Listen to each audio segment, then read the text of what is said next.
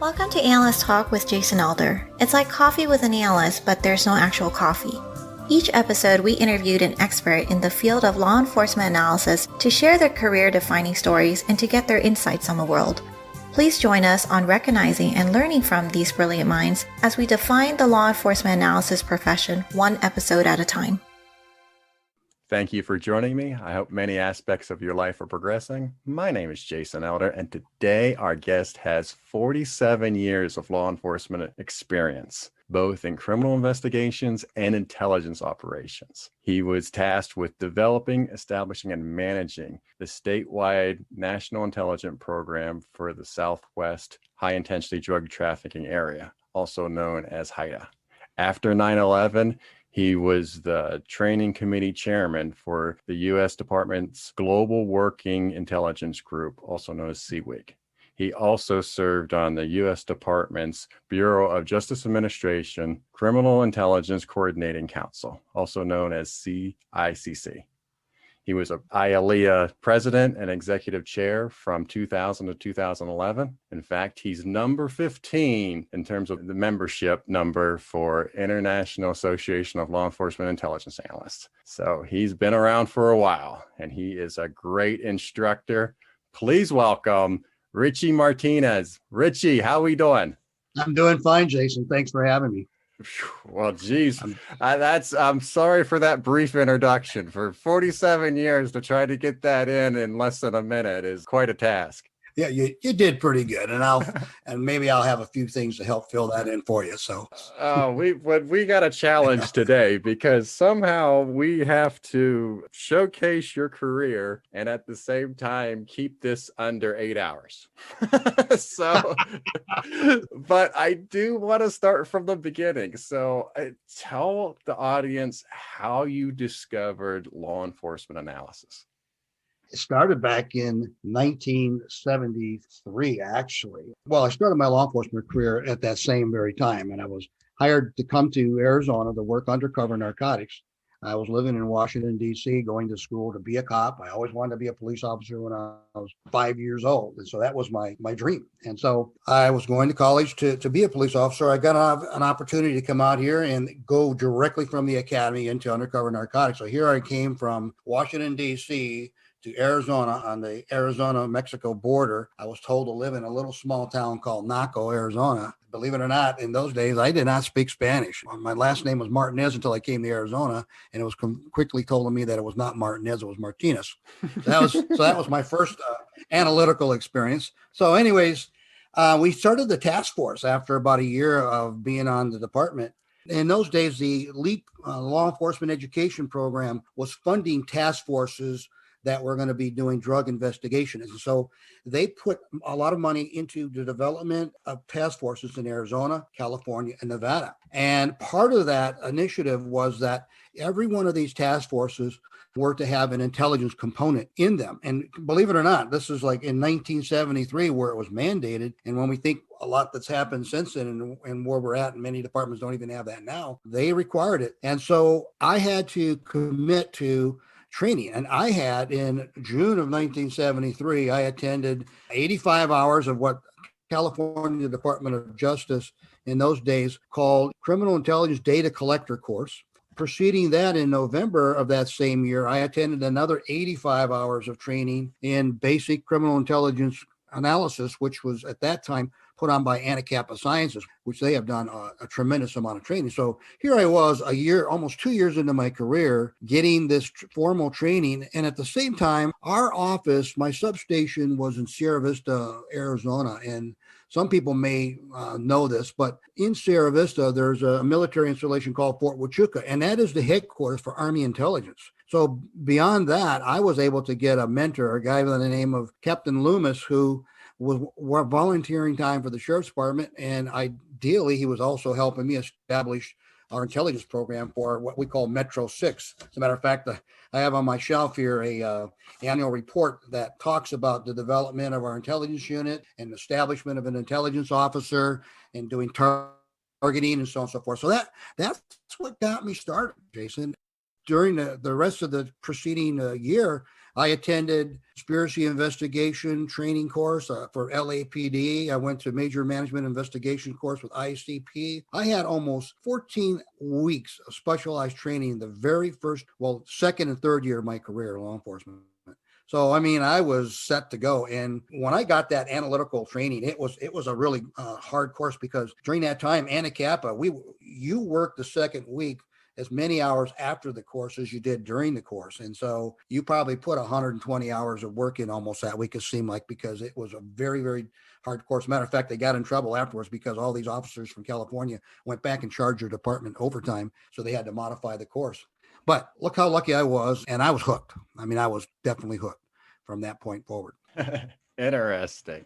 So then it seems like you're establishing the path of training. And that's a big part of your career, is getting into the training aspect and bringing people together and communication. Yeah, absolutely. During the 70s, during that period of time, if you look at, how we've progressed in the past 4 decades, in my estimation, I coined that or phrased that as the awareness and implementation of where we really started to formalize intelligence as a part of law enforcement agencies. And we started coming on with intel analysts and so on and so forth. In fact, I was eventually recruited away from the Sheriff's Department to come on as a special agent intelligence analyst for a special initiative that was started by Senator Dennis DeConcini way back in 1974, 75, and 6, called the Arizona Border Narcotics Strike Force. And it was a 4-county across the border, the 4 border counties across the border initiative to create a special intelligence and information sharing task force, if you will, or an agency just to address those kinds of information issues. So, yeah. And so obviously, as I came on and I implemented training programs and we built the program, in those early days, California Narcotics Information Network was out there. And this is before the RISC projects as we know them today, the Regional Information Sharing Systems. They were in existence. So we started the program called NINA, the Narcotics Information Network of Arizona. So that was the very first in-state information sharing program that dealt with the collection of criminal intelligence, the storage, and also assistance back on major investigations back when. So training, implementation, we began to hire, of course, I was designated to be the senior agent in charge of the intel analysts that we brought on. So we had both civilian as well as commissioned analysts in our program. And we ran with that all the way up until about 1979. What started this movement of law enforcement getting into the intelligence game? Well, I mean, there's always been around, like in the 50s, if you look at the LAIU's history, but they started in the 50s, and in the 60s, there was some implementation of it. But it really wasn't until, in my estimation, it really wasn't until in the 70s that we really got started, because what we were beginning to see is the fact that we now had organized criminals that were becoming more transit. I mean, if you look at our society back then, and you look at the things that were happening, we had the Miranda rights decision that came in the courts in 1960s. Well, you no longer, you hate to say this, but you can't beat confessions. Now you're going to have to start doing some real investigation, And then we had the Vietnam War protests. That was really active. We had Watergate political scandal. That was, if you think about it, was nothing more than collecting intelligence on the political opponent at that time, and committed a burglary to do it. And then we began to see some challenges in the civil rights movement. So all of a sudden now we're coming, our policing methodologies, and unlike not even any different than what people are calling for today, we had to begin to change our approaches. So information and the need of that information became quite important. And I really saw that sitting in the Southwest border. I mean, think about all the drugs and contraband that came through our region. Well, they weren't consumed by Arizonans. They were they were en route somewhere else in the United States. So consequently, we had a lot of collaborative investigations, joint investigations with many jurisdictions throughout the United States, just because of where we were situated. So you needed that information. So that's how I look at it. It really started to formulate during that period of time. And then it branched into the 80s, where we began to see sort of, if you will, an expansion of task forces and the need for that information and so on and so forth. I think it's interesting because as you're going through this with the 70s and you talked about networking is crucial during this time. This is before computers. This is before databases. So the idea of communication and consuming written reports is really important. Oh, I mean, the tools to manage information then were just very elementary. However, I would say that as an organization, we actually were pretty progressive. We actually had a computer system dedicated to the storage and the retrieval of criminal intelligence information. As a matter of fact, we even developed the first telephone toll program to do telephone toll analysis back in when we created the strike force and then rolled into what we call the Arizona Criminal Intelligence System Agency in 1981. So we were Wow. using it, but what was the biggest tool that you had back then was a telephone. I Mm. mean, you had, you're calling people, people were calling in, nobody could do any texting. It didn't exist. Nobody could send you a computerized message. NCIC in those days wasn't really, it was teletype kinds of communication. It was to broadcast, but it wasn't to collaborate. And so, yeah, the tools were very limited. As we developed our analytical component, our analyst unit, our analysts, we were vital. Matter of fact, I would have an analyst assigned to each of the states. We eventually branched out into a federal initiative called Quad State, which is really sort of the forerunner program to the risk projects. So I would have an agent analyst, meaning a sworn analyst that could go out in the field, work with the investigators, collect the intelligence, bring it back, and do any analytical work we needed to do to support the investigation. Then we had civilian analysts that were doing the research. And so that was how we set up our team. And I can tell you, and my analysts and myself, we spent many hours bent over a drafting board, drawing up link association charts and doing flow charts and so on and so forth in support of those investigations. How many folks are you managing at this time? Well, we started the unit, I had about 6. And when we branched out into the Arizona Criminal Intelligence System Agency, we ended up with about 40 in the Intel Center. But we had intelligence clerks, we had research clerks, we had agent analysts. We were also the forerunner program when they started RIMN, the Rocky Mountain Information Network. That's before they formulated the formal process of RIS. Mm-hmm. And so we had those resources in the same center. So, I mean, as the Department of Public Safety in Arizona, we actually had, an intelligence division. So it was it was much, much more formalized. At least we had job descriptions for analysts. We had career pay scales for analysts. So again, this is back in, late 70s and early 80s, which is pretty much unheard of. Yeah. So why do you think Arizona or even just that region was so progressive? Well, the nature of the fact that we had a lot of transient major activities going through, the narcotics investigations really drove that. I will tell you that having insightful people who were prosecutors, there was a man named Terry Grimble who was our director. He was a prosecutor at Pima County. We had attorneys assigned to investigators on investigations. I mean, we had a lot of innovative thinkers. And so they drove the need for doing these things. And I've looked back at my old scrapbooks that I've kept, and you see all these newspaper articles and things on some of these major cases. So the nature of the investigations of sitting here in Arizona, where we're at, everything seems to, hub right here. That's really key. That really helped. But having the political leaders in certain areas that really had a vision. I remember working for my sheriff. His name is Jimmy Wilson. And I was working at the time for the Cochise County Sheriff's Department.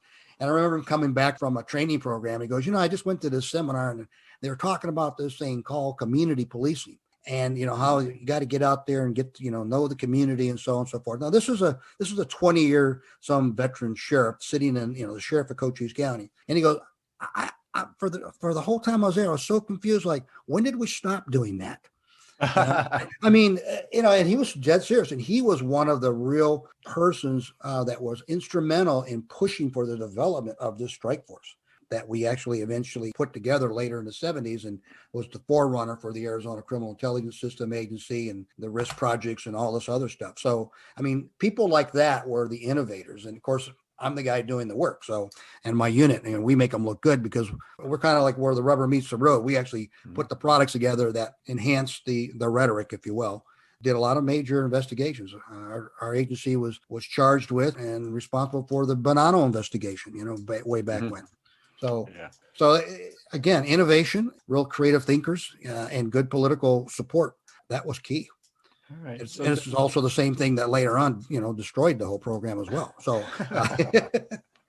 it works. Well, it's a double-edged sword.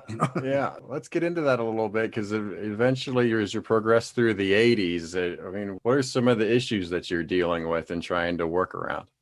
Well, like police agencies do, they didn't necessarily, one of the things that the principles that I really gained some understanding about it was, I really understood the intelligence process, and I understood, the difference between what intelligence is and what investigations are. And also I was solid in all of the core concepts and training and doing the actual work that analysts do. So as we progress into the 80s, you start building these programs and encouraging them. You'll find that what I found that a lot of agencies thought they had it and they were doing it, but they really weren't. And then, as we typically do, we start to get threatened or we get competitive. And that was the ultimate thing that really put an end to the Arizona Criminal Intelligence System Agency. Of course, this is my opinion, but some people were doing some things that, maybe someone may question, but there was nothing ever so egregious that anybody went to jail or anything like that. Sure. It was just that they just thought you had to have controls. And so you took an agency like a CISA back then, the Arizona Criminal Intelligence System Agency, that had about 70 some odd resources and agents all over the state, and you put them out of business. And to the point of even the computers, when they were shut down, sat in a couple tractor trailers and never were reinstituted or used again. So, politics has a lot to do with that, and competition has a lot to do with it. That was on the negative end. But on the positive side of things, as you moved into the 80s, when you had these task forces out there, they really began to realize that they really needed to have this exchange of information. And so thank God for the risk projects, because that's where they really fueled the existence. And if you go back in history and you look at when we started with 28 CFR Part 23, that was done right at the beginning of the early 70s. And, there's only been 3 amended changes in that act all this time. Oh, I didn't know that. Yeah. So here we had rules to go by. We had policies, we had guidance, we had oversight by BJA that was instrumental during those days. Guys like Dick Ward, who came from California into BJA later on, they began to, evaluate things. And of course, again, in Arizona, we were very operational. Eventually, they didn't like that because they just thought we should be more passive and more, service oriented, but not leading or involved in heading up investigations. That was their call. So, that did change the nature of some of the things that we did. However, it seeded very strongly the creation of those projects. And so then, literally myself and Dr. Leo Jacques, we painted out and decided the regions of the risk projects, put them on a map, and those maps were taken to Congress, and there was testimony and, going before Congress to get appropriations. So, I'm the guy who actually drew in and colored in Nespin, Rimmon, McLaughlin, and so on and so forth, and signed those out. Of course, there's not that I created it, but those were the original documents that were established. So in the 80s, those kinds of information networks were really being solidified, and they were being funded, and it went on to be funded and continue to be funded. And then, so I did have Elise DeKoschak sure. on the program a couple of weeks ago. So she did drop your name several times, all good things, of course. She did talk briefly about the development of the Southwest HIDTA and your impact on that being established. And she did joke around that, people would ask you, how did you do it? How did you establish? How did you manage this so well? And your basic reaction, she said, was, well, how often do you talk to one another? How often do you communicate? Which, again, that gets back to the idea of it's sometimes it seems common sense, but yet we're not doing it. You're right on. And Elise, of course, was one of my top analysts and that I had. And I had the pleasure of knowing and working with her, and our families knew each other for 3 decades or more, it seems. And we still have connections with each other. No, she's right on, because intelligence and the work that you need to do it's built on trusted relationships. So a little hard to get a trusted relationship through text messaging. So at some point in time, you really have to go to that individual's domain, understand their problems, and then get what they're trying to determine in their intelligence problems and figure out how you can help them answer those questions. The way to do that is just, again, is having that dialogue, sharing some of the things that you do know. When we put the HIDTA together, I remember when we actually went from just a post-season analysis unit, and one of the creators or program managers was talking about, boy, I wish we could go, into this a little bit more. And I said, let me tell you about a concept called an Intel Center. And so I went on to explain to them how we could, develop a center, and we could, bring all the resources in that HIDTA had on the Southwest. And eventually that's exactly what we did. And we developed what we call the ISCs, the intelligence support centers or investigative support centers, depends on what HIDTA was. And every HIDTA that was started up and around the nation was sent to Arizona to see how we were doing it. So when you're being examined by everybody and everybody asks you, like, what are you doing right and what makes it work? It's basically the commitment from the people who run those units and being someone who's going to help do that coordination. That's the key. So that was instrumental back then. Yeah, I find it fascinating because you're working on the ground managing these analysts, yet you have this vision, this wide angle top view vision of the way things should work. It's like you're the only person seeing all sides of this issue, of this profession.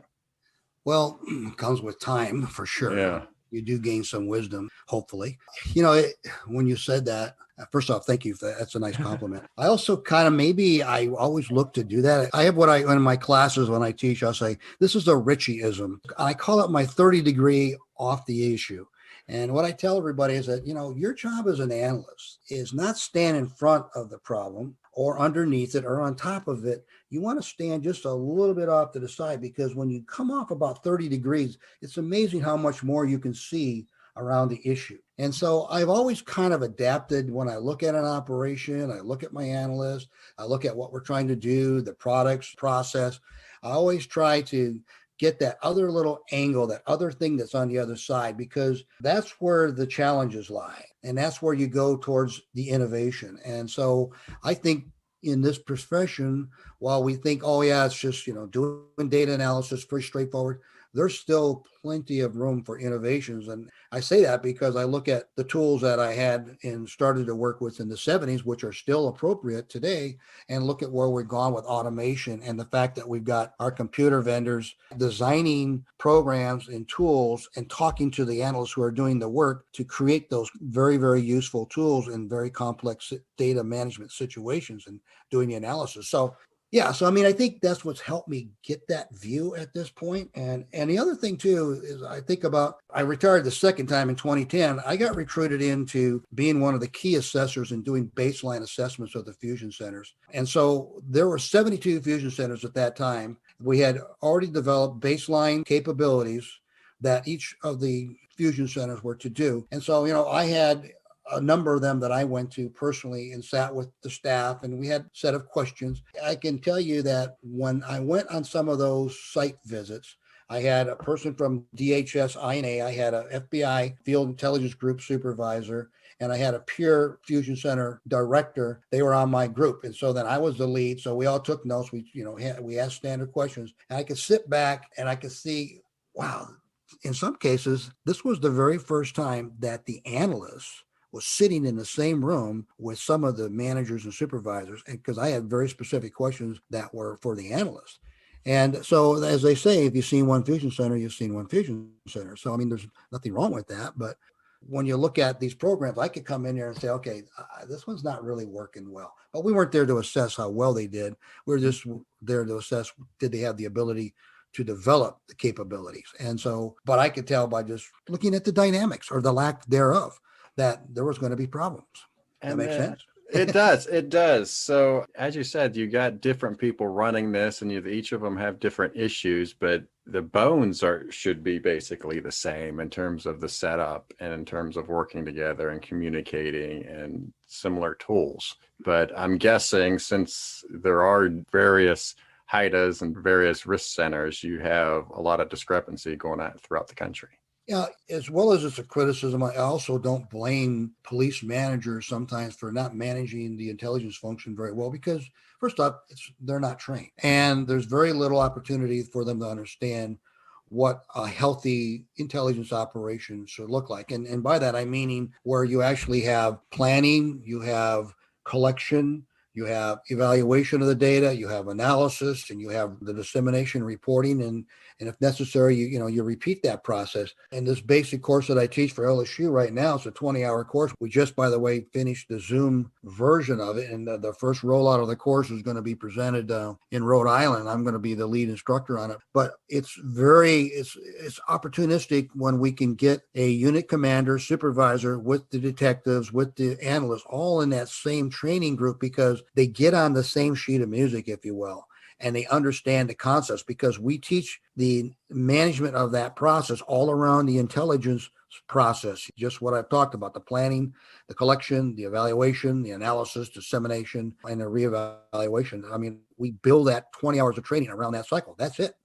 And so when I look at some of these units that are not working very well, or they have their struggles, because I knew what the core operating principles needed to be, and I could develop those. In some cases, the unit commanders will say to the analyst, "Well, you're the analyst. You tell me what you want, because I don't know your job." And then the analyst is thinking, "Oh yeah, sure. The minute I tell you what you want, and then I'm wrong, then I get hammered." So just like, it's either do it all or don't do it. Or I can't tell you how many hundreds of analysts that I've spoken to, and they've echoed the very same concern. And in some cases, they're quite comfortable with doing that. But again, it's got to be management driven. And so you need to have good management understanding of the function, as well as having good people that know how to produce the product that are underneath it that can make it happen. And I think we've done a pretty good job of some of that training. We're certainly better now, and there are a lot of courses that are out there. Are you familiar with the career roadmap that they have for the Department of Justice, as well as DHS and all the associations that bought into they call it, the analytical roadmap, career roadmap? Yes. Yeah. So, you look at the training there, and of course, and they're actually pinpointing, like, these are the capabilities and skills and stuff you should have. But they're talking about the analysts. Has anybody said that about the police commanders that command those units? IALEIA has pushed that out, as well as the standards for training that was pushed out by the National Criminal Intelligence Sharing Plan. There are some standards, but again, are we really doing that kind of training? So ICP is in the middle of right now drafting and putting out a policy on managing their intelligence function within a major city police department. And they have some things that are stated in there that I've got some questions about, but I hope that they can, get the training for that to happen, or they're going to have to develop their training. So the awareness is there, and going way back to the original thought process here. Sorry if I got down a rabbit hole here, but it is essential that you get back to the basics and understand that when you do and you manage forward, you can't go wrong. You really can't. And it's just the process itself redefines itself and allows for the reevaluation of whatever you're doing. Okay. Let's move on to, we're going to speed through the 90s a little bit and then get into 9/11. And I want you to talk a little bit from your perspective going up to 9/11, and then how some of the stories you've told me recently, how you were in the right place at the right time post 9/11 to really influence the law enforcement analysis path that we took after 9/11.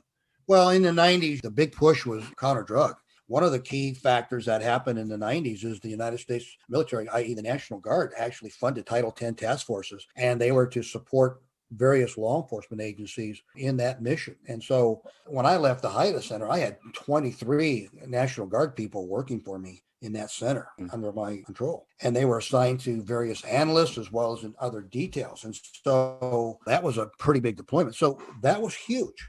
Let me say something here, and this is not a criticism, but when they first started this program, they had zero training. So I would get a truck driver who was a free resource, and they said, "Hey, we're giving you this resource, use them, and they're there to help you." Well, I'm an Intel analyst unit. I really don't have a need for a truck driver. However, if the person has got what I call the AA, I say, if you come in here with the right attitude and you develop the aptitude, I can make you and maybe give you a career someday outside of the military. And I had some very good success with that. And we did that, and they were invaluable. And we had some great accomplishments in our HIDTA. Again, we were one of the model HIDTAs that we actually, from that sort of initiative and development, we actually developed a national strategy for highway interdiction program that's now in existence, using GIS, using good old crime analysis techniques, and plotting seizures and making plans and so on and so forth. A good law enforcement strategy that and was used across the whole Southwest HIDTA. So our HIDTA was instrumental in putting that together. Also, here's the other thing that was really huge in the 90s that many people don't know about this. There was a national policy called the GSIP, the General Counter-Drug Intelligence Plan, signed off by President Bill Clinton, and it directed how all of the agencies in the federal government were going to coordinate, share, and orchestrate their counter-drug investigations and information intelligence initiatives. And there were a number of recommendations that were made in that proposal, and of which a lot of those, about maybe a good 12 or so that I can remember right now, had to do with career development of intelligence analysts. And so I thought, wow, here's the first national doctrine that's saying, first off, analysts are important. They need to have careers. They need to be promoted. They need to be trained. They need to have supervisory management responsibilities, so on and so forth. There's never been a document at that level that directed those kinds of things to be done. So there was a group of people who were now brought on, and I was a member of that group, and they were an advisory group to the GSIP at that time. And we're to assess the development and implementations of the GSIP recommendations. Well, along comes 9/11. Now here we are faced with a same dilemma, a same situation with now counterterrorism that we've been facing and dealing with on counter-drug. And so that's where I was sitting, and a guy by the name of Russ Porter and I worked very well together. We've known each other since the 80s. He was chairman of the LEIU at the time, and I was president of IALEIA. And we're both sitting there saying, hey, we are the only organizations that have done training, have conferences, we've had publications, we have career journals, we have all of this stuff that deals with intelligence, which is going to be essential in the counterterrorism battle, as it's been just as essential in the counter-narcotics battle. And so there we were, sitting in the right position at the right time when all this happened. Man, interesting. So, but then how do you get established with the CWIG and then the council? Well, those all came in, increment in pieces. Mm-hmm. Interesting enough, there was an IACP conference in Toronto right after 9/11. This was in October. And literally myself, Russ Porter, chairman for the IACP Intelligence Organized Crime Committee, Steve Castillo, who was the assistant director for DEA intelligence at that time, Charlie Lux, who was in charge of the whole evaluation of the GSIP working group implementation. We're sitting in the hallway, everybody's going by us, and we're sitting in our chairs, and we had an impromptu meeting, and we're talking about, man, we got to use the resource of our agency, and we've got to get something done and move forward. So it was after that, it was in March of the following year, 2002, that there was a summit put together in DC. And there was about 300 people that attended that summit. And there were some very specific walkaway or takeaway recommendations from that group. And in that meeting, there were everybody that I had been working with, everybody that was a part of the working group in the GSIP. We had other people that were friends and contacts of other individuals. I mean, there was a lot of good thinkers that were in that, and the recommendations were there. So from that, they formed a working group out of Global, because Global was responsible for certain things. So it had certain working groups in various factors of Global's overall congressional initiative. And we had a working group for intelligence issues. And most of the members that were a part of the GSIP came over to that group. And so we were pushing for models that were similar to what we were doing on the GSIP. And we wanted to have a group so that we could see to the fact that these recommendations that were being made would get done. So, oftentimes you go to DC, everybody has all this rhetoric and nobody's there to really follow up to make sure that these things get done. So one of the first things that we did in that group, and IALEIA was the first organization to come up with the product, we actually established standards for analysts, collectors, supervisors, administrators, and trainers for intelligence. Matter of fact, I know it because I took 2 weeks vacation and helped pull things together for the committee. And I had a graduate student here that was working for me in HIDTA help me put that together. And of course, I took it back to committee, and people like Marilyn Peterson, who are just instrumental in training in this field as well, helped work on that. And Lisa Palmieri, and a lot of good people that were part of my board at that time, that Leo Jacques as well, that helped put all that together. So we were the first ones there. And so now think of it. So here we have vetted through all of the major policing associations, FBI, DHS, DEA, standards for intelligence, for analyst training and capabilities and collectors and so on and so forth. So again, that was instrumental because those are the things then that began to be the hard, what are we doing about certain recommendations? And from there, eventually they actually developed the recommendations similar to like the GSEP called the National Criminal Intelligence and Sharing Plan. And so, that's how that got started. And so the same ideas, same principles came forward. Kind of reminds me, I remember after 9/11, I went to a Police Forum Foundation meeting, and there was about 15 people sitting at the inner table, and I was one of those. Karen Tandy, who was the administrator for DEA, Maureen Baginski, who was the assistant director for FBI intelligence. I don't know who was the guy in charge for DHS because they were changing that all the time because they were just getting stuff off the ground. And then several other key association figures.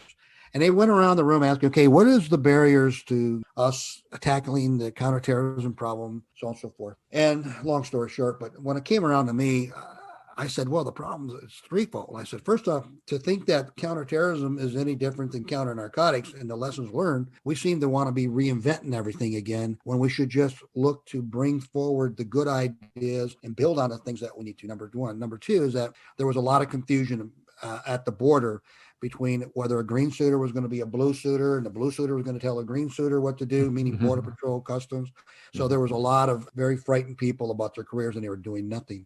And the third thing is that we don't analyze what we're doing. We don't look at doing the analysis of what we already know. We need to bring, an analytical component. We have to know what we already know and then use that information. Well, from there, boy, they got DEA and FBI cut a deal right then and there that, they're going to support each other and they're going to start doing this and doing that. So it's amazing. I mean, my hat's off to them because at least they said, hey, yeah, we got a problem. The points are being made here that there's more that we can be doing. So yeah, I look back at those times and go, wow, just what an opportunity I had. So, Potsler. Yeah, exactly. Very good. So, let's take a break. When we come back, I want to get into some of your badge stories, and I then want to talk about your time with IALEIA. You're listening to Analyst Talk with Jason Elder. We'll be right back.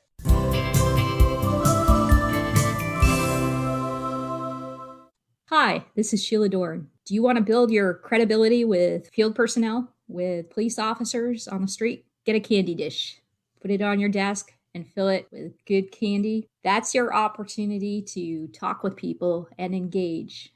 You can send out 1 million emails. People might know your name, but they don't really know you until you talk to them face to face. And that candy dish is an opportunity to talk with people and really get to know them.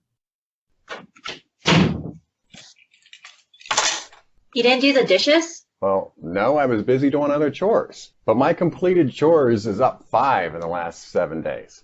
Yeah, but you're still down 13 over the last 28 days. Well, I see your shopping purchases is up 20% this month.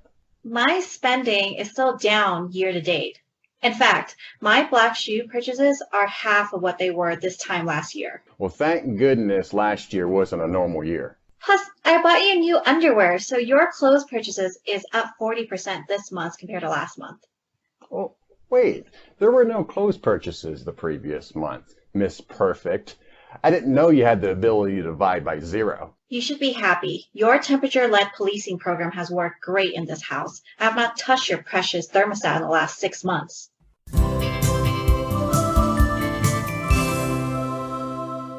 Welcome back.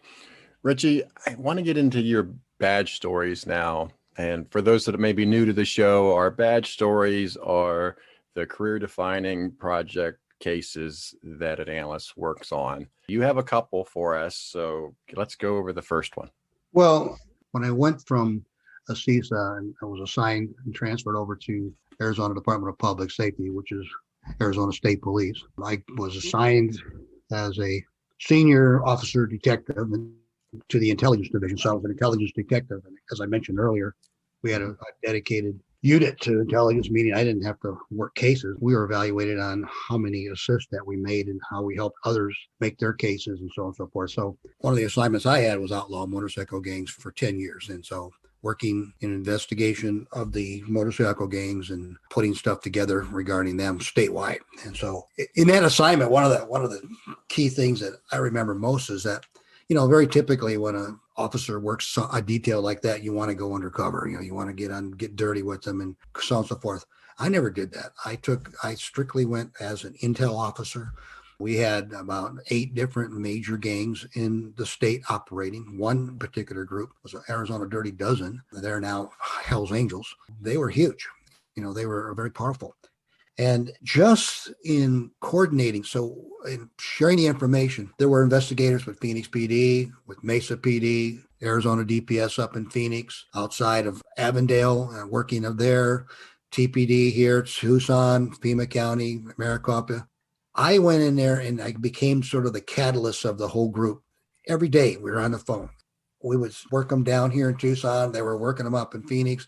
And we, would talk about what each other did every night. And we did this so often and we're so fluid in getting this done. And again, I was sort of the person that was coordinating this and making it happen all the time, being the facilitator, if you will. The outlaw motorcycle gangs actually thought we had a biker statewide task force, and we had no task force. We were just a bunch of detectives working this issue that shared every detail that we could. And when we did surveillances, where we worked investigations, collaborated all the time on each and every one of those things. Matter of fact, we had 2 major investigations. And final, the last one, we actually did a wiretap, a Title III investigation, and we served 86 search warrants simultaneously across the state on every one of these members' homes, clubhouses. I took the Tucson clubhouse here and totally dismantled it. We had a warrant, a RICO warrant for all indicia that had anything that had Dirty Dozen on it. So if they had belts, they had watches, they had their underwear, they had their bikes, whatever they had, their big Dirty Dozen boards on the side, we took it down. Because we could take it and seize it. End up giving about 80% of it back later on, but at least it gave us the opportunity to stop that organization, look at everything they were doing. Of course, the ramification of that is they became Hell's Angels. So, one went away, the other went. But it was the ultimate example of what you can accomplish in just sharing that information. So in between, while I was doing that detail, because of my analytical training, I would be detailed to other jurisdictions by DPS that were requesting. They usually requested me to go and help them with their major investigations. So there was a major rape investigation called the Primetime Rapist here in Tucson, where over 30 rapes were being committed. There was a kidnapped murder of a young 2-year-old girl that I got involved in, and she was abducted and murdered and found 4 days later. There was another abduction, kidnapping, and murder of a 9-year-old girl taken off her bike and murdered and viciously, assaulted. And then there was another case where they call it the real estate agent rapist, and that was up in Phoenix. He hit there was about 30 some rapes between Phoenix metro area and Tucson. And so while I was detailed and in between these other investigations like that, I was, finishing one. So it seemed like for about 5 or 6 years, I was rolling from one issue to another issue with these various task forces. But the leasing agent rapist was probably one of my most classic, in terms of aha moments as an analyst and, looking at managing the information. So when I got involved in one of these projects, and I should mention also that I also got involved in the murder of 9 Buddhist monks that were murdered and all executed and was detailed on that. And that had some pretty good stories too as well. But the leasing agent rapist one was right before that one. So I was meeting with the investigators as I was getting ready to wind down my participation in one of the others and get started up on this one. I was able to say, okay, you know what? We really need to just have a common place where everybody can come to and work together. Maybe just have a formal office somewhere up in the metro area of Phoenix. And so DPS, my agency that I work for, had some new office facilities that hadn't really been moved into yet. So they gave us a temporary task force place to go there. And so we could start bringing everything together. One of the things that I would do is, here I am, I'm coming from another agency. It's not like Ritchie Martinez is coming with another badge and gun, because quite honestly, the last thing they needed was another badge and gun to come walking into an investigation. There was already enough of those and nothing new was happening. I came into a situation like that wearing my analyst hat, if you will. The first thing I wanted to do is I wanted to understand exactly what are their working premises, what are their hypotheses, what is it that they think is going on, and what is it they're trying to prove, or so that's the first thing. So the only way to do that is to sit quietly, for a few days, work with them, talk to them, get everything together, not come in there like you're trying to threaten those investigations. And so that's when we establish ourselves and get to set up. And then the next thing you do is that from the day that I get involved, at that point, every lead that comes to this task force will be logged, will be managed, and then based on that lead, we'll do an assessment as to the background information that is checked prior to anything being done or before it's assigned out. So imagine this, Jason. So you say you got 10 investigators on a task force. Everybody that day's got a hot lead, alleged hot lead. They go out and they talk to somebody. And while they're talking to someone, that lead talks about somebody else that might even be a better lead than them. And they go run down that lead. And next thing, before they come back that day, they've already interviewed 2 or 3 other people, which we know nothing about, times 10. You lose control of what you already know. In one of the task forces, in the Primetime Rapist Task Force that I worked, we had 6 different investigators interviewed the same lead subject 6 different times, and none of the other 6 knew that it had already been done by the previous detective. Now, your community loses a lot of trust in the police when you don't have that managed. And then secondly, why do you go off and go interview somebody before you know their background? Because when you have a serial rapist, you have a serial murder, you have certain things, as we know, these people have a career of criminal activity. They just don't one day say, I'm just going to break in that house and rape the next 10 women in this community. No, they've been peeping Tom. They've been trespassers. They've been burglars. They're using narcotics. They've assaulted. They graduate to that kind of criminal behavior. And so having that understanding, having that background before you go interview that subject is very, very important. The other concept was, I call it dump the briefcase. And I don't know if anybody carries the briefcase anymore, but maybe backpacks.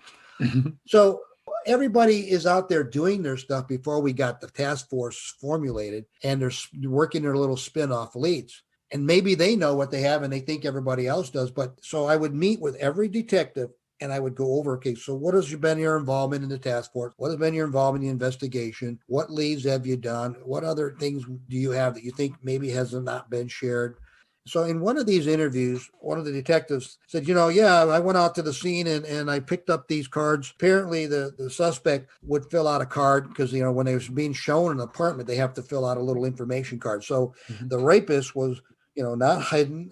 He was known to the victims, meaning that he showed his face. He went in there under the pretext of wanting to rent an apartment. So, he filled out these cards. And I said, well, boy, what have you done with these cards? Well, I've just been hanging on to them. So nobody knew about these cards. No. So during our meeting, after I had all these individual meetings, we had a big meeting to discuss, again, what's our basis understanding, shared these cards out, showed everybody, talked about the evidence, brought all the evidence together. So now we're ready to roll. And so oftentimes when you have an investigation that kind of goes dead, you kind of have to go back out to the community and just kind of rejuvenate, some lead information again and get it out there and kind of, generate some more new leads on the investigation. So you share a little bit to get a little bit. Mm-hmm. So we did that. And I get a call one morning. The guy's name is Detective Butch. I'd worked with him on another kidnapping case before. He goes, Ritchie said, I'm here following up on the lead that you gave me this morning. And it's led me to where this guy filled out an accident report. He was involved in an accident and he had to do a written statement. He says, I'm telling you, I'm looking at this statement and it looks so much like those signature cards that we passed around the other day. I said, well, okay, bring it on in, bring it, get the original report, check it out. And we walked it into our Layton's document examiner right off the bat. And guess what? He comes out 5 minutes later, goes, Ritchie, with about 99% certainty right now, I can tell you that's the guy. Wow. And here's what we knew. This guy was committing rapes during the time that was very optimistic as far as, opportunistic during the day. We figured someone who's self-employed, who was kind of a professional looking person. So he had, freedom, operation. He was going back and forth between Tucson, so we had pretty good composite of the suspect, so on and so forth. So this guy ends up being an architect. And so he had a very flamboyant writing style, creative, which really caught the naked eye of the detective. So, if we had never done that classically, just brought all that information together, look at everything that we had, did our analysis, regenerate our hypotheses, look at all the evidence that we had, centralize that initiative, not done our standard research and all the things that we did, That case, it was solved in 1 week of setting up that task force. Within 1 week, Wow. this was solved. Yeah. And you said 30 victims, right? Oh yeah. And there, in fact, when we arrested him that night, he was leaving. We sat up on the residence. He was leaving to go to the store and buy some hamburger. And basically, his wife and the family's life changed when he went to the store, came back, because we arrested him when he came back out of the store, had our fingerprint latent examiners right there, rolled his prints. They made a comparison against crime scenes, so right away we matched him to 3 cases right then and there. And then as well as the signatures and everything else. And so he was on his way back to go down to Tucson the next morning, probably to commit another rape. I'm not going to get into a lot of details, but he would rape off of certain things that were going on with his wife, and this was going on. And so he was due for another rape. And so he was actually from Tucson. So he was very comfortable in operating in both Tucson metro area as well as the Phoenix metro area. Yeah. Did he have a history of violence, like where you were mentioning working your way up to committing these rapes? Yeah, he did have some minor stuff, but not really that heavy. He was able to hide a lot of that stuff because he came from a pretty good family. But the other thing was that he was escalating. And so, and his whole thing was to trying to live vicariously through porn and so on and so forth, and achieve the same kinds of experiences. And so that was what was going on with him. And the other thing I was going to mention in the Buddhist monk case, that case had a lot of controversy and so on and so forth. But one of the things that I ultimately did on that case, and there's so many aspects to it, but you have 9 people that were murdered. And so either, they're all murdered by 9 different people and re-murdered again or whatever. So, but there was every hypothesis from, the one-armed man to drugs in Thailand to something went wrong. But, one of the things that I was doing with the task force, I said, okay, let's just go back. I've had a lot of homicide investigative, training, and I've done homicide investigation. So I said, let's go back to the crime scene and let's just look at why, what is going on amongst these 9 victims, and what was any and everybody's connection to each and every one of those individuals. And so I was building out a link chart, and I remember one time someone arguing, like, what does it matter who delivers water to the temple? I said, well, it does matter, because you don't know what they see or what they believe. I said, I want to get everything done. If someone had any contact, I want to be able to get it down. I want to get it on this link diagram, and we're going to concentrate and we're going to eliminate those things, because all other stuff was, quite honestly, we're running dry. So long story short, a lead comes in and there's a suspect. And at that same night that someone calls in, and then everybody's running down to Tucson, arresting all these suspects, one of the investigators, and we knew that the murder weapon was a .22 Marlin rifle. So any case of any type that had anything to do with this Phoenix metro area, that weapon was picked up and it was going out to the DPS crime lab to be compared for ballistic. So the very night that lead came in and all this other stuff was going down, this rifle gets picked up. It's belonged to a guy named Jonathan Duty, who was coming on to Luke Air Force Base, and they had the rifle in the trunk of the car. And so it was seized.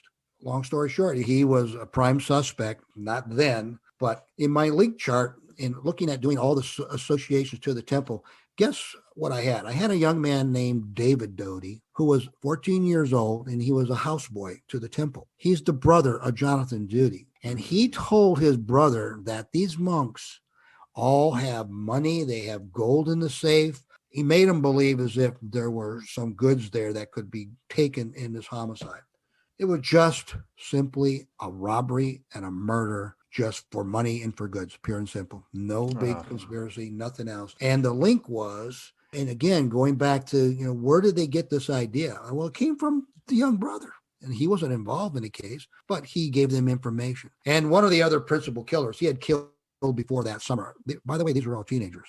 He had killed before. He was involved in a murder of a couple that were camping out. So they had murder already experienced. And so they just cold-bloodedly murdered these 9 people. So again, using just good link analysis, just looking at, logic, deductive logic and inductive logic, so on and so forth, that was key.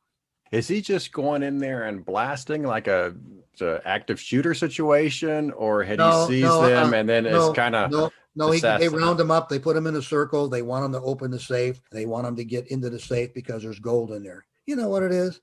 Freaking, just trinkets, painted gold. There's no gold. They said that one monk had a fistful of money.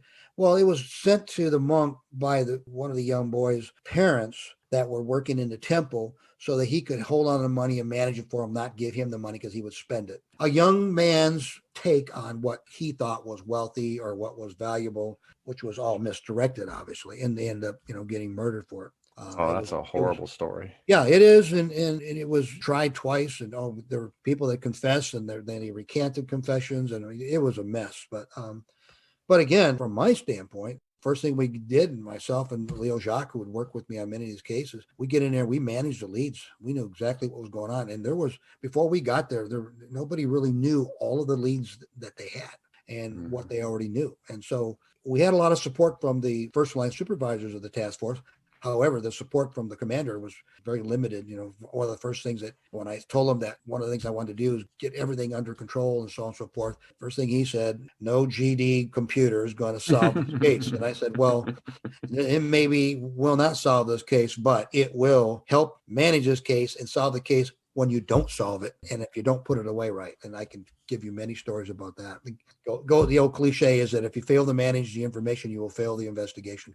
I didn't come up with that. A guy by the name of Dr. Henry Lee did, and he was a criminal pathologist out of Connecticut who testified in the OJ case. Sure. He made that statement at a homicide investigators seminar that I attended in 2000. It hit me so hard. I've never forgotten. And every time I teach a course, I always mention that because he was absolutely right. And he was saying then that the information that we now have, we have crime scene information, we have witness statements, we have forensics. He said, but now we have intelligence, meaning the knowledge that we have based on studies and things that we've done. In that particular lecture, we were talking about serial killers and murderers and rapists and all the studies that we've done to understand, why they do what they do. He said, you can't ignore their knowledge. You can't ignore the intelligence. And it's just as important as the forensics evidence, as a witness statement or as the crime scene, which if you think about that, that's pretty forward thinking by him. And that's why I always gleaned onto that, because from an analytical perspective, that's very true. Again, if you don't manage it, you will be embarrassed. Yeah, very good. Let's move on to IALEIA now, because as I've mentioned in your intro, you're number 15. You were the 15th member to IALEIA. So you've been around for a while. And just talk about IALEIA from your perspective in the very beginning. And then we'll have to quickly work through your time as president and executive director. Well, I learned of IALEIA when they first came into existence in 1981. So here I'm working at the Arizona Criminal Intelligence System. You see, I'm the manager of Analysts. We got a statewide intelligence initiative.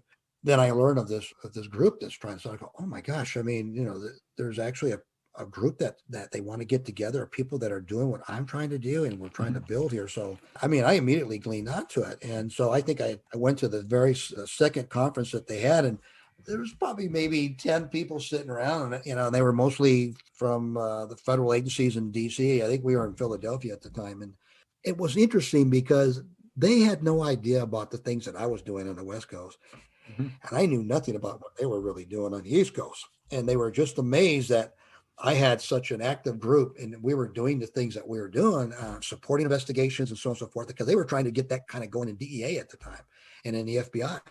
Right away, we grabbed on to each other's and just like how neat it was to have colleagues all across the country that have the same mindset as I do, the same kinds of concerns, and in wanting to form this association. And so that was just, to me, it was just a refreshing thing because it gave me someone to go ask things of and to go talk to about things. And who could you go to? In 1976, there was published The Basic Elements of Criminal Intelligence.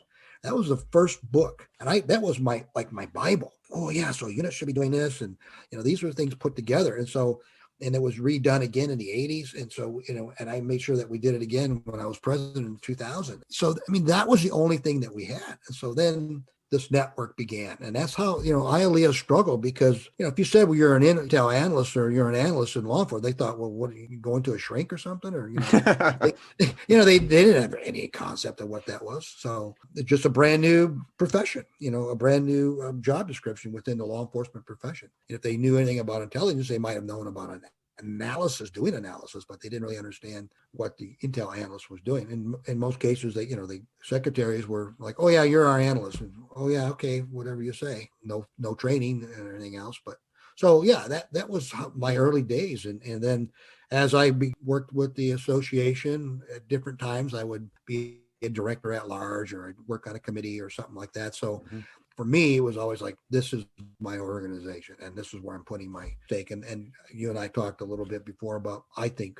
if you're a professional, then you're involved in a professional organization. Pick one, but be a part of it and support it. So as you look back to the last 40 years then with IALEIA, your contribution is so great. What are you most proud of that you were able to work on, help accomplish? I really loved my time. And when I first became president of IALEIA, I was so proud of the fact that I could be in a position and be at the head table of agency heads and actually have a voice and make a difference. And I was thinking back, I was on the same committee in which the director of my state police agency was on my committee, and I'm chairing that committee. Where else would that happen? Yeah. And so it provided me a professional opportunity that went way beyond Ritchie Martinez as a supervisor of analysts at HIDTA or the ISC manager. It was way beyond that. That's what I remember. And that's what I think about, and the honor to have that. Now, I can't tell you how hard it was on me to do the work. I'm managing a unit. I'm trying to be relevant and be a leader in IALEIA. I mean, I about killed myself, but ask my wife, she'll tell you she was the IALEIA widow. And but she knows I'm passionate about the organization, and fortunately she supported me and to do those things, because you're working at night every day. So that's what I most feel great about. So then when 9/11 came and all those committees, I mean, this was the opportunity. And I would like to think, and I've been told by many other colleagues, that during my presidency at that time, it was instrumental. We changed the model of IALEIA to being involved, being relevant, and staying relevant, not just because of what I did, it's because of the support that I had from Marilyn Peterson, from Lisa Palmieri, from Leo Jacques, from Rob Foman, Paul Zingrowski, people from all over the country. So that was the most unique experience. And I had the opportunity to go over to Ensis over the UK. And so dealing with other people, not just in the US, you're now dealing with people. It's an international organization. So you're dealing with other personalities and other groups that are in other countries. And so that was just amazing.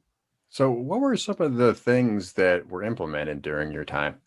Well, I implemented moving the certification from SCCA into IALEIA, number one, so that IALEIA is now in charge of certification. We also got the funding for funding FIAT. When they were winding down the review agency for the GSEP, they came to visit me in HIDTA, and I showed them what we've been working on. Not only me, but we had a working group that was working on the FIAT course that we have now. And they said, well, I showed them what we were doing. I said, well, what can we do to help you? And I said, we need to fund training the trainers to launch their training. They gave us $80,000 to fund the initial training. So that was done. I moved the office to Richmond, got that done. I set up a better relationship with our corporate sponsors and let them do things for us that didn't breach any protocols or do anything wrong, but I went from letting them do things for us to more sharing some of the costs that we would bear through our membership. So when I took over the organization in 2000, I had $3,000 to $6,000 of debt. I handed my vice president, who is now the president, $145,000 in the treasury because we could grow the business, if you will, of IALEIA. So I took us from a business model to get that set. And then during my executive directorship, I continued to help work so that our conferences could create some revenue stream for us so that we could have our board members travel be paid for by the organization. You realize that our board members have to foot it out of their own pocket or have their agencies pay for them to come to a board meeting. And yet IALEIA had the ability to earn the money so that we could pay for that. So that was another thing that I set the path on. And Lisa Palmieri made sure that it happened after I finished my presidency. So those are just a few things that we did. And again, I find it fascinating that here you are, career in the government, coming up in intelligence, looking at various aspects from the ground, and getting that overview that you seem to have. And then you come into IALEIA, an association, say to them, we can act like a business. I think what you said, we don't have to use the church model. We can act like a business. We can make money. We can have products. We can have sale. We can act more like a business model. I find that fascinating. Again, that you come in there with this just different perspective and really improve the situation. Yeah, because it is a business. As I mentioned earlier, I'm very serious about the fact that if you're a professional, you join a professional organization, you want to be licensed by a professional organization. So if the organization that you're licensed by, meaning a certification, not like you got to have a license, but although it is somewhat the same concept, you want that institution to be exactly that, institutionalized. And you cannot have a church volunteer group institutionalized an existence that is going to be there for 30 years. We're coming up on our 40th year. And I can tell you that there were some years in which, we barely scraped by. And so now we have the resources to sustain the organization. We still need people who are willing to work and contribute to the goals and objectives of the organization. But that's really important because, I'm sitting here saying, hey, I'm the 5th most tenured member of the association, and it's going to be around. So, you do things that make sense from a business standpoint. And there are a lot more things that should be done. We have another organization called the International Association of Crime Analysts, ICA. There are things in which I have been attempting to do at least 3 different times to bring the two organizations together, if nothing more than for business things that we have in common. And one of the things I would love to see done would be like a joint certification. Yeah. I'm not saying merge organizations at this point. We have more in common than we have different. And anymore, the only place in the United States in which wants to make a big difference between intel and crime analysts is in the United States. No place else that I know in the globe really cares about that. Yeah. So anyways, those are business decisions. And I look at things in terms of, why? Isn't it that great? And so if you're a member, you want to be able to say, hey, I belong to this organization, and who are they and what are they? If you get pulled into court, you want to be able to say, these are where my credentials come from. This is where this is who I get my training from. This is who I go. These are the people who set my standards for me. That's very important because when you go to court and testify, believe me, you're going to want to have those credentials. Back to the comment with the IACA, one of the things that I hope it happens one day would be a joint conference. I understand the value of a joint certification, centralize that, make that more valuable for all the members. But even a conference, that would be a great idea. Even a conference. I've been to both conferences, and there is so much overlap, but there's also so much that we could learn from one another. And someday, I believe it's going to happen someday. I do believe it's going to happen, but man, it's well overdue. And it's interesting when we talked about this yesterday in the prep call, and I was like, geez, it almost seems like the only way those two groups are going to work together is if they say, okay, we are going to end both associations and we are going to create a new association from the ground up that's going to combine all the membership. That is obviously quite an endeavor to do that. It seems like that's the only way that the two groups are going to actually work together. Well, when you look at businesses that do things like that, you have branding. So there's some diminishing. If you have, for instance, if Nike's going to become Adidas, they go, well, gee, but everybody knows Nike. Why would I want to call myself Adidas? So it's just like, those are huge things to get over. But, the only ones that care about that are my fellow colleagues, us in this profession, mostly. The executives that are out there, the people who employ us and lead us and we depend upon, they don't really care. I'm convinced of that. And so, and I say that because I've been delivering training through LSU, NCBRT. I've been in almost 60 different geographical cities delivering criminal intelligence training. And I've never once heard anybody be concerned about what our association is being called what and so on and so forth. They're just trying to understand what it is that we're doing. So I have perspectives now that when you're working every day and you're managing people and doing all those things. Now I'm done with that, and I've retired twice, and I have the opportunity now to actually read things and review things and look at some of these things and stand back a little bit. And so I agree 100% with you, Jason. So one of these days, maybe we'll get those things started. It's not going to be easy, but with the right perspective, it can happen. And I would love to see that happen and forget about personalities, so it doesn't really matter. So. Yeah. But speaking of conferences, unfortunately, the IALEIA conference for this spring got canceled. The second year in a row for COVID. Do you have a favorite memory of an IALEIA conference? Going to Nashville was always, I think, one of the most funnest places to have a conference because you have your formal training, but then everybody goes down to Bourbon Street and you're socialized. You have this opportunity to informally meet so many people and spend time with them that it was great because I remember going to, and ROCIC was always a very hospitable host and making those conferences so successful. And I remember how every time you go to a conference, and I'm sure you had the same feeling, you'll agree, you get the shot in the arm, like it's a booster shot. And it's just like, oh, I feel so good. There's other people doing this. And, I've learned about them. I made some new friends and made new contacts and heard some content. It's a real boost to what you're doing. And every conference, I've had that experience.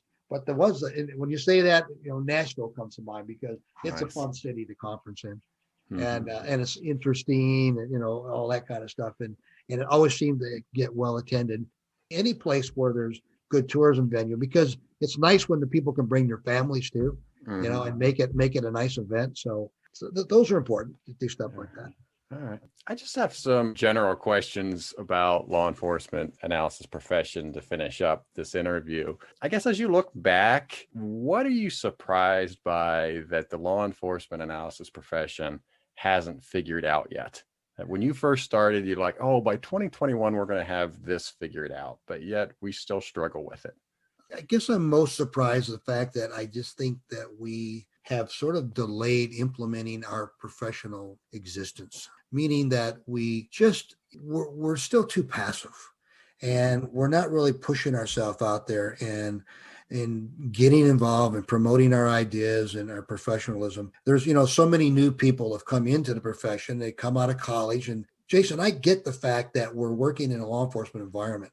You take some young person who's come out of college or some other work field and you stick them in a police force or in where there's investigators who are walking around with guns and look like they're going to, raid your house. And it's intimidating, it's very intimidating. And yet you're that young person and it's hard to be bold when you're facing those kinds of environments. But, the thing is you just have to be because your intellect is what pushes you. It's your knowledge. It's your skill set that pushes you. So I just thought we would be a lot further along in that regard. And why certain agencies are content with, well, I work for the FBI, I work for DEA, or I work for this.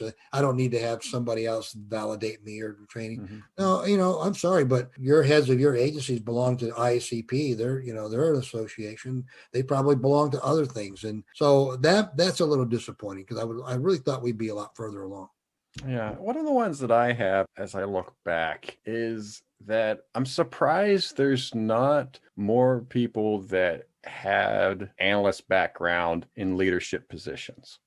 I think one of the phenomena that happens is, you have an analyst at a police department and they work for so long. And then if the promotion's not there or whatnot, they're going to the private sector and they're making a lot of money in the private sector. So I'm not going to sit there and blame them, but it just seems like the career path for analysts isn't in somewhere where you're getting to the executive positions of law enforcement agencies. No, they don't. They're very limited in existence.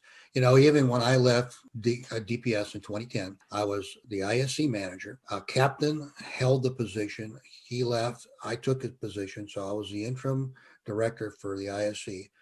By merit title, I was just a supervisor, an analyst supervisor. They would never make a manager's position. Yet after I had left, DEA had an intel supervisor, and that person stood in that position, filled in while I vacated that position. And eventually HIDTA hired that person and made him the manager for the ISC. And the person, was already, federal retiree, DEA, GS-14, and paid, like twice what I was being paid. So, I mean, they just won't step up to that. Well, a lot of police ranks say, well, you're not a captain, you're not a commander. I've got another colleague that I work with out of Miami-Dade. He's assigned to the homicide unit there. And they've been toying with trying to make a management position with his position, yet he's got all this responsibility. And this goes right back to the core of what I'm saying. If you as a professional don't value your own profession and challenge yourself as a professional should and credential yourself to be taken seriously, then how can management that you work for take you as serious? Because if you're not doing anything to achieve certain statuses, certain knowledge, and certain capabilities and doing other stuff, they're not going to realize, you know what, maybe you can do more. Maybe we don't need a lieutenant to be running that unit. You know how much it costs to take a sworn lieutenant with the FTE, with the money and the retirements and the cars and all that stuff? It costs them 4 times as much as it would a civilian. And the civilian will be there for a career. I remember Art Doty from DEA, who went to Epic and actually ran Epic, and it was the best time that I've ever seen Epic actually do a good job during the time. He was a professional career intelligence analyst out of DEA. And by the way, DEA, I will say to credit them, they have been, of the federal agencies, they have got the best program, have had the longest sustaining program for career advancement for their intelligence analysts. Yeah, they're good. They're very good. And they've done a good job at it. Just one last question then. You have started working for a crime analyst group dealing with the backlog of rape kit testing. Yeah, so SACI is a sexual assault kit initiative, and that is a BGA project funded, and they have a crime analyst working group. And RTI is the contractor who's facilitating through BJA, letting grant monies out to deal with this whole issue of the backlog of DNA testing and so on and so forth. And so the working group for the crime analysts, that's where I'm concentrating my efforts on. In fact, I'm going to be working on next month, probably doing a workshop just talking about management of major cases and stuff. So it was interesting because in one of the calls that I was on right before the holiday, they had the investigators there, and there was probably about 140 people, and maybe some analysts were on there, but there was a question asked about experience that they had doing sex crimes investigation. Do you know that almost 80% of them have less than 5 years experience doing any sex crimes investigation? In fact, the majority of them, or even more than half of that group, had less than 2 years. Why do you think that is? Well, because nobody's doing the training. And they're not even doing basic sex crimes investigation training here in the state of Arizona. The last time they did that was like 4 years ago, and I was a part of doing that training with Sergeant Jim Markey, who's also a consultant for the investigation. So he and I have been talking about this for years, and we met each other in year 2000 when we were going around assessing different sexual assault and sex crimes information databases and programs from New Jersey to Canada to Washington State. And so he's the one that's gotten me involved in this RTI project now. So I mean, I'm just viewing the fact that there's probably a lot of good, talented people, but maybe there's not some shared experiences, or there are no policies in place either. So I'm looking, maybe to help with policy development and maybe some some standards, some guidelines for analysts to work alongside with investigators on major case crimes, like some of the cases I was telling you about, that I was involved in. Mm-hmm. And I mean, if I wasn't probably the fact that I was also an officer in some cases, and a badge carrier or whatever, I knew what they're all about. They might have tried to bullet me down, into, just sit back there and we'll tell you what we need. No, I didn't accept that. So, I pushed forward. So, that's where I'd like to see, our analysts get to that point of where they have courage and they have the tenacity to move forward, to be relevant in any unit that they're working in.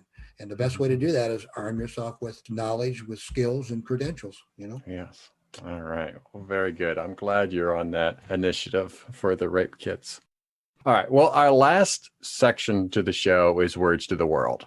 And this is where I give the guest the last word, and you can promote any idea that you want to. Ritchie, what are your words to the world? Oh, all right. Well, I thought about that, and I'm sitting here in my office, and I've got 41 beautiful plaques plastered on my wall. that come from various accolades and things that I've accomplished. Behind me, I've got another beautiful chest that's got challenge coins and pins from all over the places, from people that I've met and got, I know what those things are. I know what they mean to me, not anybody else. Maybe those that gave me these awards do know what that means. So my point is this, with all that I've done and everything that I have here, all you take with you is your reputation. So that is so important in this business, especially in the intelligence business and the analysis business, the reputation that you have. So that's key. You can never let that get damaged, and you have to always maintain that credibility. The other thing is that you get that by managing the 4 C's. And what do I mean by that? That means create an environment that you are a part of that's constantly communicating, that you're coordinating with others, that you're collaborating with others, and that you cooperate with whatever that is done. And because if you do those things, that is the only way that you're going to go to the next step, and that is to create that innovation, to go beyond what we're doing. That's what I would say, and it would leave the analytical community out there.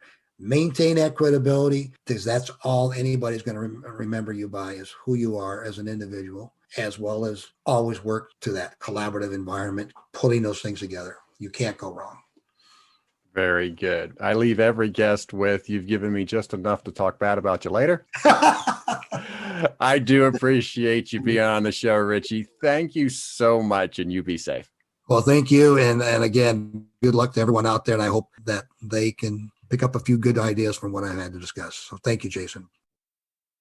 Thank you for joining us today on Analyst Talk with Jason Elder. We hope you not only enjoyed the show, but also learned something new. For more information on our guests and information relating to today's topic, please visit our website at leapodcast.com. Special thanks to the Rough and Tumble for our theme song. For more of their music, you can visit their website at theroughandtumble.com. Also thanks to Kyle McMullen for our show logo. For more of his design, please visit his website at moderntype.com. The show is hosted, recorded, and edited by Jason Elder and written by me, Mindy.